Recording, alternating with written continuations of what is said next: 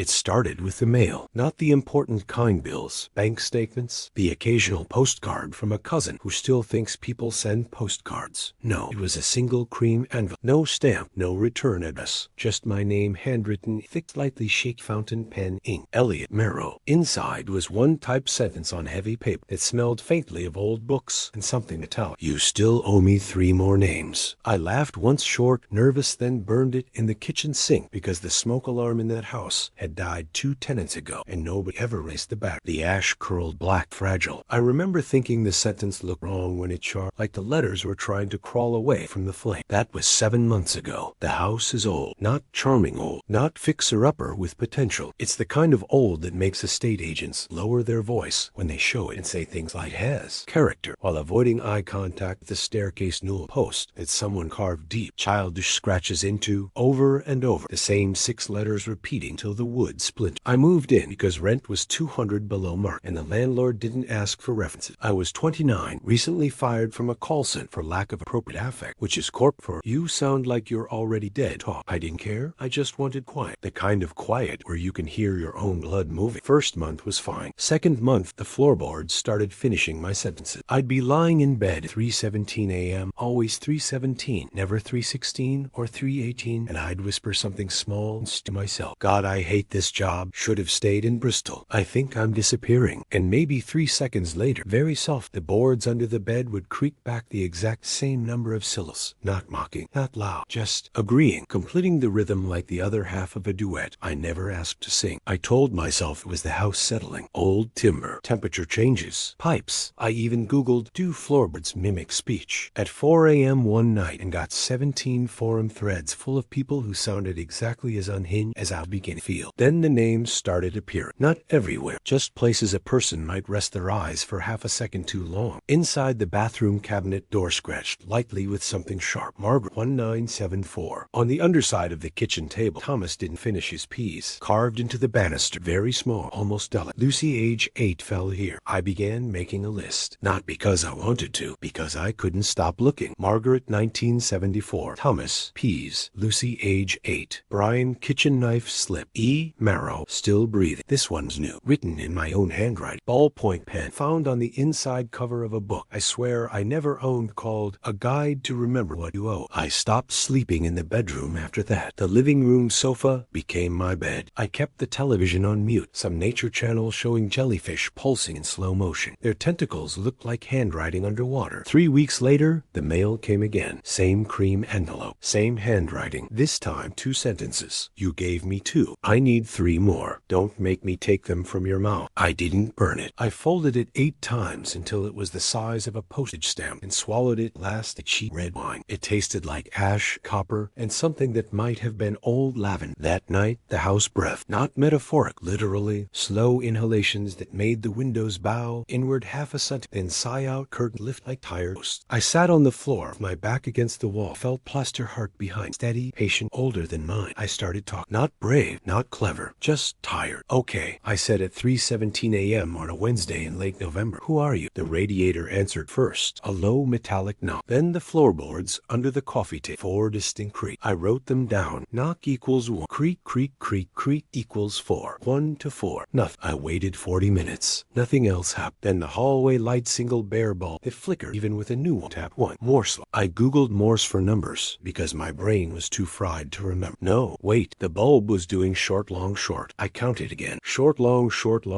equals N. Long, short equals G, N, G. I laughed until I cried, and then I cried until I couldn't breathe properly. The next envelope arrived inside the fridge between the almost empty milk and a jar of pickles I bought. You're slow. I already have your neighbors' names. I'm polite. I asked first. I walked next door to number 17. Mrs. Calderwood, 70-something, always smelled of violets and cigarette ash, even though she swore she quit in 1989. She opened the door on the chain. Elliot, you all right, love? Have you received any strange mail lately? Her eyes narrowed. Not scared, tired, like someone who's been asked this question before. Cream envelope, she said. Why? I nodded. She closed the door. I heard the chain slide off. Then the door opened wide. On her hallway wall, framed like a family photo, was an old Polaroid. A little girl holding a doll. Written on the white border in thick mark, Lucy 1982, said yes. Mrs. Calderwood looked at me a long time. She was wasn't mine, she said, but I said her name anyway. Once you say it keeps the rest of quiet for a while. How many did you give? 4, she smiled, but it was the smile of someone showing their scar cushion. I'm on borrowed time now. She shut the door very gently. I went home and sat in the dark. The house exhaled again, longer this time, almost satisfied. I started writing names, not real ones, fake ones, borrowed ones, names from childhood enemies, names from porn stars I remembered from 2007, names I saw on gravestones when I was 12 and thought cemeteries romantic. I wrote 37 of them on post-it notes and stuck them to every door, every mirror, every wind frame. The house went quiet for 6 days, 6 beautiful, terrible days. Then the post-its began disappearing, one by one, not torn off, not fall, just gone. The glue marks stayed behind, perfect squares of stickiness, but the paper was missing. On the 7th day, one found the first returned note, stuck to the ceiling above my sofa. My handwriting, but the name crossed out. Jessica crossed out, not hers. Underneath, in red ink, I didn't own. Try harder. I ran out of fake names, so I started giving real ones. Old school friends I hadn't spoken to in 15 years. Ex-girlfriends whose faces I could barely remember. My mother's maiden name, my own middle name, the one I hate. Each time I wrote one and stuck it somewhere, the house would make a small sigh, click of the letterbox, a single drop from the kitchen tap. Gratitude. I gave 9. 9 felt like enough. It wasn't. The 10th envelope arrived under my pillow while I was brushing my teeth. No paper this time. Just a Polaroid, asleep on the sofa, taken from above. My mouth open. A thin white thread like spider silk, but thicker, looping out from between my lips, curling up toward camera. On the white border, in my handwriting again, Elliot said 10. Only 9 arrived. I dropped the photo. It landed face up. The clock on the microwave blinked 3:17. I haven't left the house since. I'm writing this on the back of every piece of paper I can find, old receipts, the inside of cereal boxes, margins of a water-damaged Bible someone left in the attic. I don't know how many characters I've written. I don't know if anyone will ever read them, but if you do, don't say my name. Don't say it out loud, not even in your head, because the house is listened, and it still needs 3 more names. The staircase that kept count. Nobody warned me about the 13th step. The estate agent called it a charming period feature when she pointed the staircase. Narrow, steep, black varnished wood that drank light. She said the house had been in the same family for 5 generations. Last owner, a widower named Mr. Elias Crane, passed away quiet in the upstairs bedroom 2019. No children, no relatives came forward. The place sat empty for 18 months before the bank quietly dropped price by £22,000. I bought it because I could afford it, because I was 31 and tired of renting rooms that smelled of other people's cooking, because silence felt like medicine after 3 years of open plan offices and overlapping voices. First week was ordinary. Second week, I noticed the count. Every time I went upstairs, I counted the steps. Habit from childhood, my Nan's house had 13 stairs, and she swore the devil lived on the last one, so you had to jump. Superstition. Cute. 8. Here there were also 13 steps, but on the way down, there were sometimes 14. I'd reach the bottom, foot on the hall floor, and think, wait, I counted 13 going up this morning. Why 14 now? I started carrying a small notebook, wrote the number each time I used the stairs. October 3rd up, 13 down, 13. October 4th up, 13 down, 14. October 5th up, 13 down, 13. October 6th up, 13 down, 10. October 7th up, 13 down, 15. 15. I stood at the bottom and looked up. The steps looked the same. Same scuffs. Same worn dip in the center of each tread. Same place where the varnish had cracked on step 9. And someone long ago drew a tiny smiley face in Byron. I climbed again, slowly, one hand on the banister, counting aloud. 1, 2, 3, 12, 13. Top land. Turned around, counted down. 1, 2, 3, 12, 13, 14. The 10th step hadn't existed 30 seconds early. I sat on it. It was cold, colder than the others, like someone had left a window open direct underneath, but there was no space underneath, just the underside of the staircase, sealed with tongue and groove pine, painted white many years ago. I pressed my palm to the wood. It breathed, not dramatic, just a faint rise and fall, the way your own ribcage moves when you try to hold your breath. I snatched my hand back. That night, I dreamed of footsteps coming down the stairs, very slow, very careful, counting each step in a whisper that sounded like my own voice.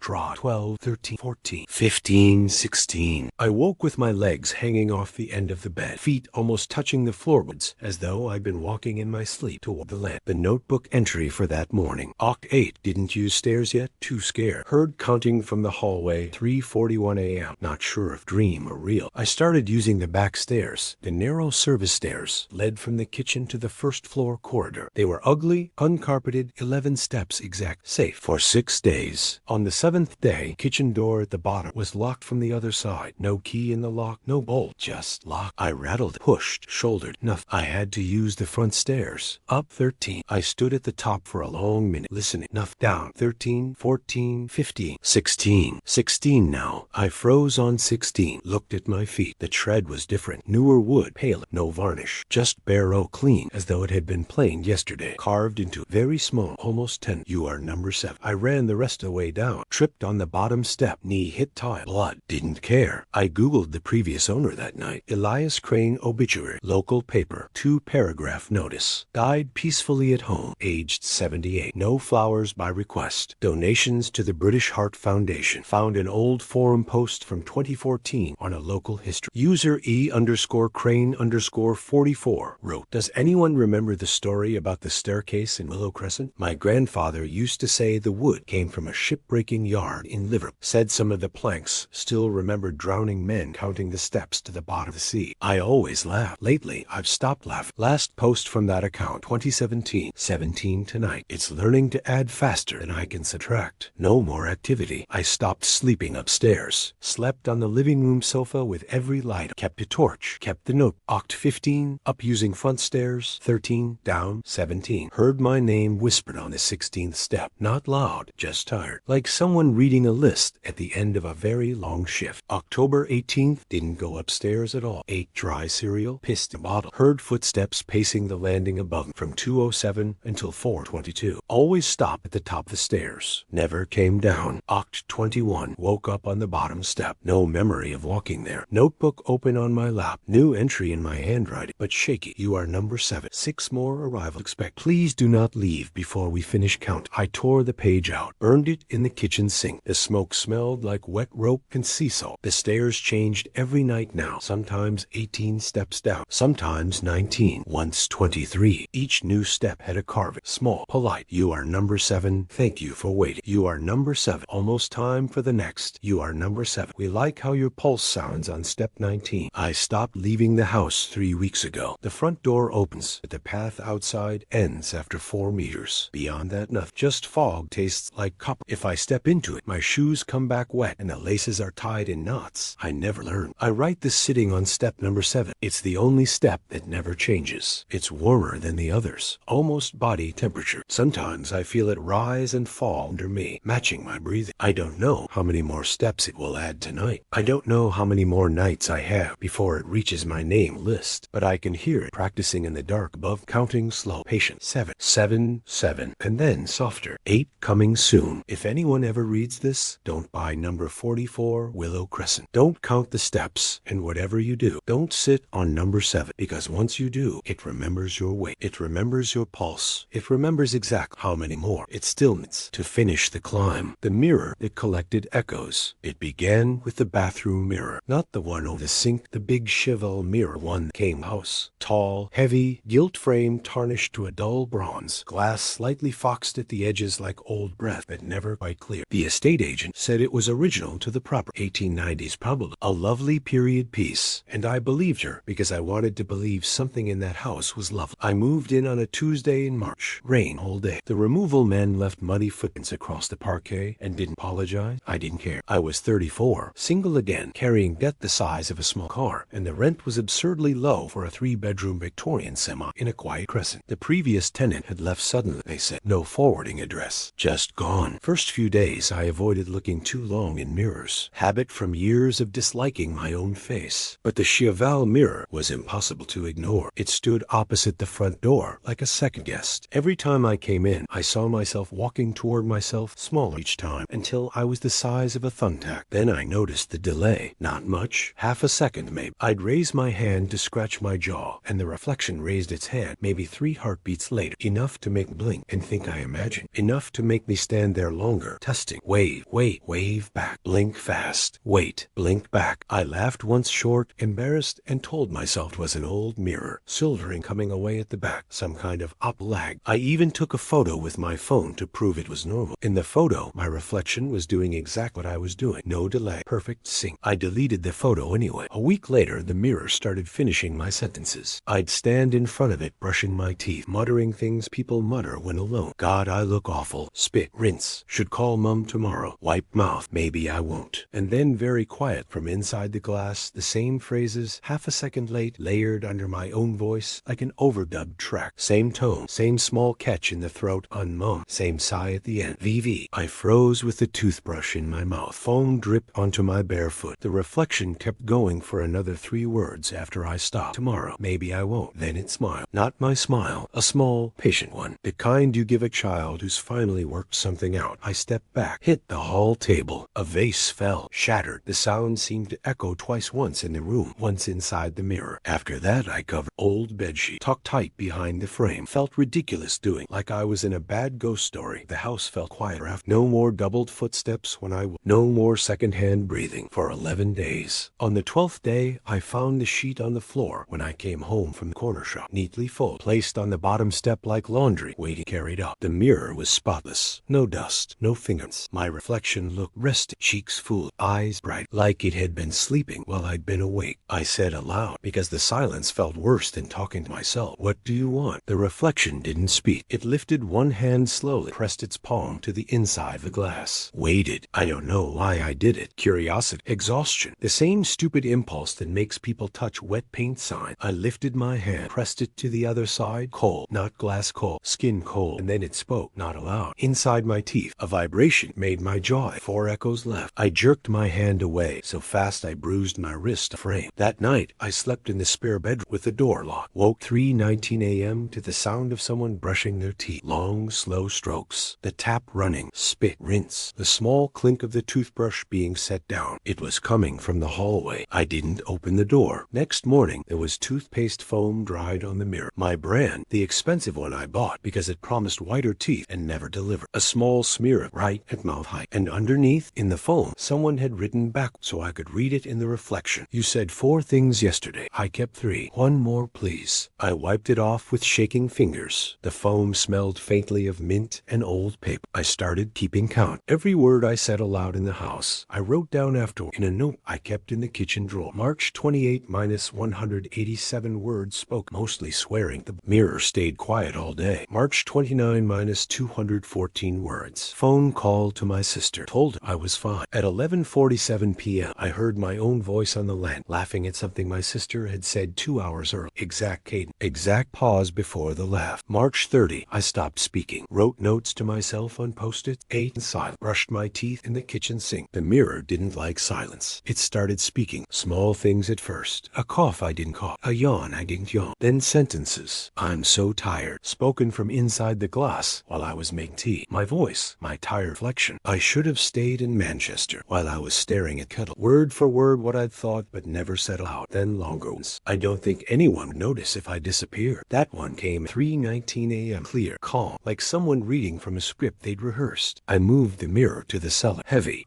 Scraped the wallpaper on the way down. Set it against the far wall. Face to the brick. Covered again. This time with 2 blankets and a tarp. Locked the cellar door. Slept better for 4 nights. On the 5th night, the power cut. Just the house. Street lights still on outside. I lit a candle. Went downstairs to check the fuse box. The cellar door was open. Not forced. Just ajar. 1 inch. I heard water running. Not the kitchen. Not the bath. The sound of someone gargling. Long, wet river. Then my voice, my exact morning rasp, spoke from the darkness below. 3 echoes left. "You're very quietly. I miss your voice." I closed the door. Locked. Pushed a chest of drawers against it. Next morning, the chest was back in its original place. Drawers empty. Clothes folded neatly on top. On the mirror, now standing in the hallway again. Sheet gone. Glass gleaming. Someone had written in the condensation left from my shower. 2 more. Then I can come out properly. I haven't spoken aloud since. I write everything. Shopping lists. Reminders. This account. I don't know how many words I've written total. Thousands probably. Every night at 3:19, I hear footsteps in the hall. Slow. Deliberate. Stop in front of the mirror. Then my own voice clearer now. Less echoey, reads back every word I've written there. Every single one. Patient. Like someone learning a new language. When it finishes, it always adds 1 quiet sentence of its own. 1 more echo. Almost time. I don't know what happens when it collects the last one. I don't want to know, but I can feel it getting closer. The glass doesn't feel cold anymore. It feels warm, like skin waiting. If you ever find this notebook, don't read it aloud. Not even 1 sentence, because the mirror is listening, and it still needs 1 more echo.